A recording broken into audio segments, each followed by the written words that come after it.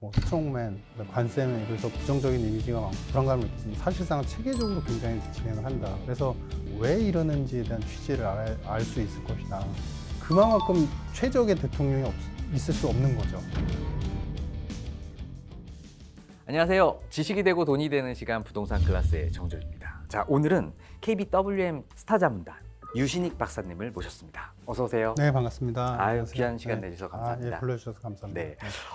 최근에 굉장히 따끈따끈한 신간 트럼프 패닉이라는 책을 출간하셨더라고요. 이 책 보면 트럼프 대통령이 전혀 예측 불가능하지 않다, 예측이 가능한 뻔한 사람이다라고 말씀을 주셨는데 정말 그런 건가요? 키워드는 패닉처럼 느껴지는 트럼프 대통령은 상당히 체계적이고 닉슨, 과거에 이제 닉슨 대통령, 그리고 두 번째는 일기 때 나왔던 국가안보 전략 보고서, 그리고 이번에 대선 캠페인에 나온 캠페인 내용, 이 내용 세 가지가 사실은 일목요연하게 맞아 떨어지고 이 정책들을 갖다가 그대로 시행을 하는, 그래서 우리가 볼 때는 겉으로는 굉장히 강하고 뭐 스트롱맨, 관세맨 이래서 부정적인 이미지가 많고 불안감을 느끼지만 사실상 체계적으로 굉장히 진행을 한다. 그래서 우리가 복기를 해보시면 트럼프에 대해서 두려움만 느끼고 부정을 느꼈던 분들은 투자가 됐던 사업의 비즈니스에서 항상 위축을 보였던 게 일기였던 경험을 바탕으로 해서 이번에는 알면 덜 불안하고 왜 이러는지에 대한 취지를 알 수 있을 것이다. 혼날 때도 뭐 알고 혼나야지 다음에 뭘 대처를 하지. 이게 이유도 모르고 혼나고 그러면은 도대체 뭐 멘붕만 온다 이러잖아요. 그러니까 바로 그런 취지로 제가 이제 좀 정리를 해봤습니다. 네, 굉장히 체계적으로 움직이고 예측 가능한 사람이다라는 말씀이시죠? 자, 뭐 트럼프가 1월 20일 이제 취임식을 거행을 했는데 혹시 박사님께서 생각하시는 트럼프 2기 정부 100일 후에 그 평가는 어떻게 될 거라고 좀 예측하세요? 참고로 말씀드리면 100일 중요하고요. 네. 그다음 200일 중요하고요. 300일 중요한데 제일 중요한 때가 언제냐면 2년 딱 넘어갈 전환점. 2년. 네, 네. 그때 절반. 그 지지율이나 이제 여론조사는 굉장히 중요합니다. 네. 참고로 말씀드리면 1기 때 그 2년 지나면서 여론이 50% 부정이 나오면서 트럼프가 정책을 확 다 바꾸기 시작합니다. 그러니까 예. 여론은 되게 중요하고요.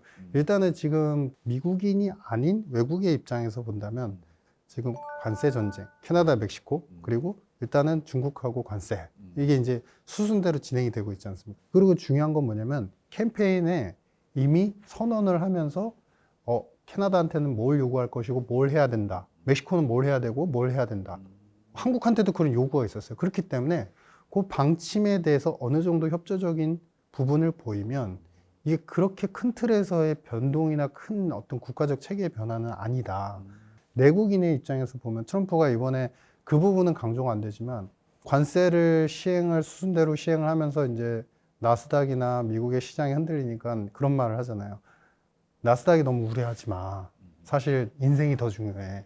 이거는 미국인들을 위한 거야. 난 미국인을 사랑하니까. 이런 말을 하거든요. 그러니까 내국인들 입장에서는 바이든 때 못했던 뭔가 강한 리더십으로 경제적으로 그리고 자신들의 어쨌든 일자리라든지 이런 거를 잘 만들어줄 수 있을 것이라는 기대감이 한층 지금 증폭이 되고 있는, 그래서 안에서는 사랑스러운 대통령이고 밖에서는 약간 두려움의 대상, 그만큼 최적의 대통령이 있을 수 없는 거죠. 그러니까 저는 이제 그렇게 이제 생각이 되고 있습니다.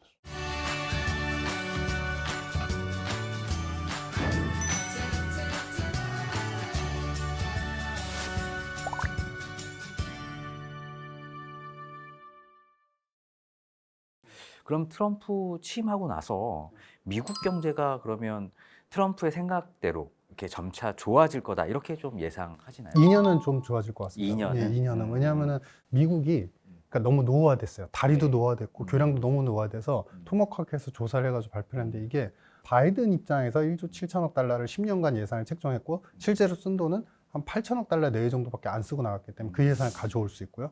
그다음에 두 번째는 이제 기업 세율 인하하면은 바로 이제 기업의 영업이익이나 체력이 점프업 할 수 있고, 그다음에 세 번째는 지금 인플레이션이 완화가 되려고 하는 터닝 피봇 시점이잖아요. 네. 그렇기 때문에 여기서 당장을 보면 인플레는 더 안정화될 수 있는, 그래서 소위 말하는 2년 동안은 최소한 골디락스는 형성이 될 수 있는 순간이다. 그리고 마지막으로 관세 하시는데 관세 수입이 예상되는 추정치를 제가 계산해 보면은 4년 동안 2조 달러예요. 그럼 연간으로 보면은 약 한 5천억 달러거든요. 5천억 달러 관세 수입이 있기 때문에 재정의 부담이 있어도 이걸 충당하면서 돈을 쓸 수 있는 거예요. 미국 입장에서. 그러니까 지금 미국은 되게 체계적으로 가고 있는데 한국인의 시각에서 보면 뭐 마치 모든 것들이 망가지고 되게 부정적이고 나빠 보이는 것처럼 해석이 된다. 네. 부정의 시각은요, 음.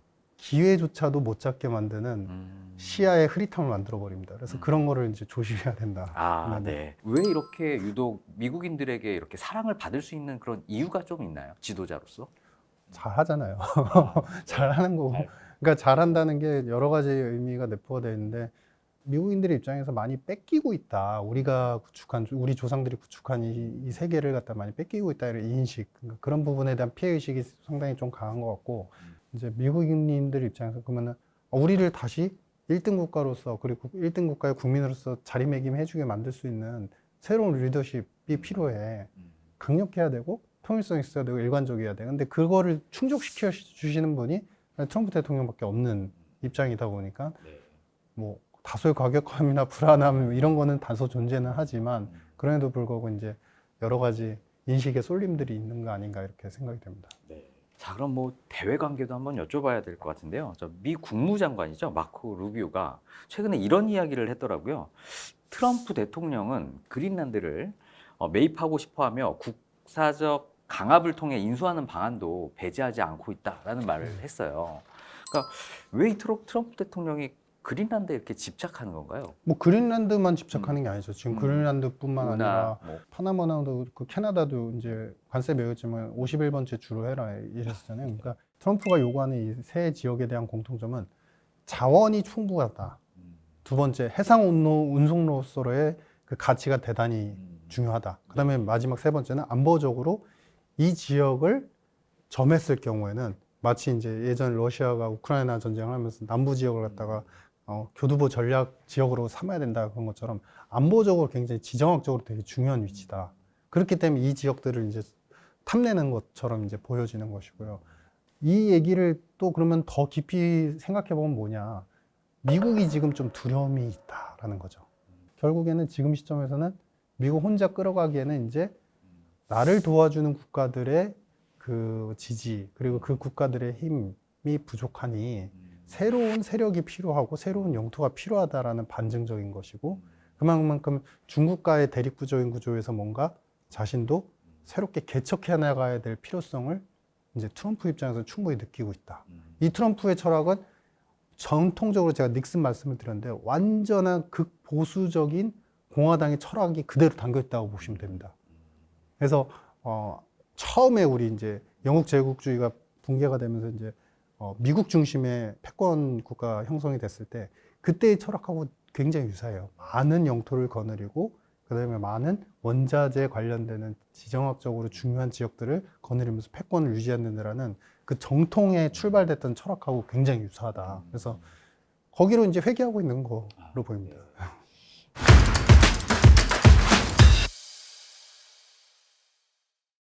또 이런 이야기도 한 것 같아요. 경제적인 측면에서 뭐 본인이 대통령이 되면 제조업 대사를 임명해서 한국과 전 세계의 제조업을 미국으로 불러들이겠다. 뭐 이런 뭐 제조업 르네상스 정책을 강조했는데요. 이런 제조업 부흥 정책이 네. 어떤 결과를 좀 낳을 거라고 좀 예측하실까요? 이게 결과를 낳는다, 뭐 이렇게 부흥 정책을 하면 어떻게? 근데 이걸 우리가 초점을 보셔야 되는 게 미국이 대통령이 새로 오시면은 항상 제조업 부흥 정책을 해요. 근데 잘 보시면 미국은 금융국가예요. 네. 연간 채권을 발행해가지고 외부에서 이제 금융수지 흑자로 돈을 갖다가 25조 달러 이상의 돈을 가져왔어요. 발행을 해서 채권을 발행해서 25조 달러 이상의 돈을 가져오면은 그게 이제 내부에 다 뿌려집니다. 돈이 다 뿌려져요. 네. 다 돈이 뿌려지면 가게가 돈을 이제 많이 갖게 되죠. 그래가지고 뭐 어떤 경로로 됐든 결국에 가게는 연간 이제 소득이 거의 22조, 3조, 24조 달러 거기 내외를 계속 넘나들고 있어요. 그러면은 돈이 많잖아요.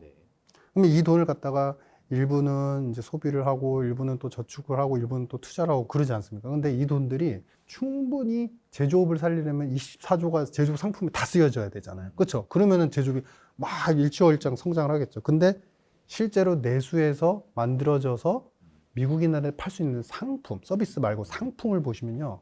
대략 한 5조 달러 내외, 4조에서 5조 달러 정도밖에. 그러니까 아주 쉽게 말하면 금융으로 벌어들인 돈은 많은데 안에서 만들 수 있는 상품의 제조업의 능력과 그게 우리가 그거를 캐파라고 하죠. 그게 너무 작아요. 그게 이미 인프라가 다 해외로 다 나가 있는 상태예요. 그러니까 나가 있는 거를 억지로 끌어오려고 열심히 노력해서 일부 효과는 있을 거예요. 효과는 뭐냐면은 이제 집중 육성 정책을 펼치는 산업, 예를 들면 AI라든지 반도체라든지 이런 쪽은 당연히 일취월장하고 있잖아요. 근데 제조업은 그것만 있는 게 아닙니다.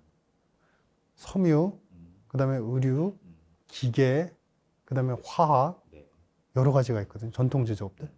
여기는 계속 마이너스예요.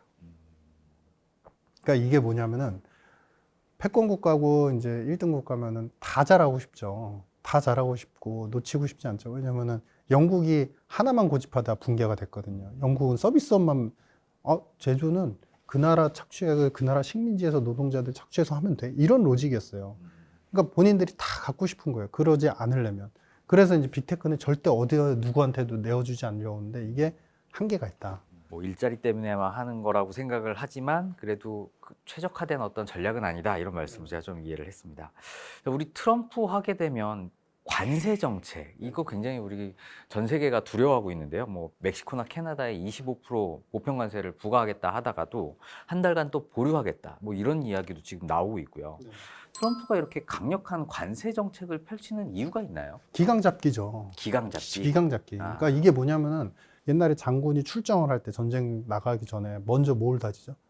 아군의 내부의 전투력을 더 강화하면서 당신들이 이길 수 있어. 의기를 갖다가 좀 진작을 시키잖아요. 그러니까 그런 차원이라고 보셔야 되고요. 멕시코, 캐나다 입장에서도 거의 수출 중에서 80%를 미국한테 다 의존을 하기 때문에 말을 너무 또 안 들을 수도 없어요. 어느 정도 호응을 해줘야 돼요. 근데 USMCA라고 해서 이미 1기 때 나프타를 갖다가 이제 미국 중심의 북미 협정으로 바꾼 걸 보시면 내용을 보시면요. 그냥 북미에서 생산된 그 상품들 75%를 사용해야지 자동차 생산을 한다. 그 다음에 유제품 관련된 낙농 제품을 캐나다가 미국 시장, 미국 거를 갖다가 산다. 그리고 세 번째는 노동법을 개선한다. 미국의 노동법. 그 멕시코인들이 일자리 뺏는 거 못하게 하고. 그다음에 마지막 네 번째가 뭐냐면은 북미 전 지역에 미국의 서버를 둘 수 있다. 그러니까 미국 서버의 IT적인 지배력을 갖다가 북미에 다 갖겠다. 잘 보시면 체계 정립하는 거, 교통 질서 정리하는 거에 더 집중돼 있어요. 그러니까 이 얘기는 뭐냐면 멕시코, 캐나다는 철저하게 북미 기강 잡기고요. 두 번째는 아시아 쪽은 방위비예요.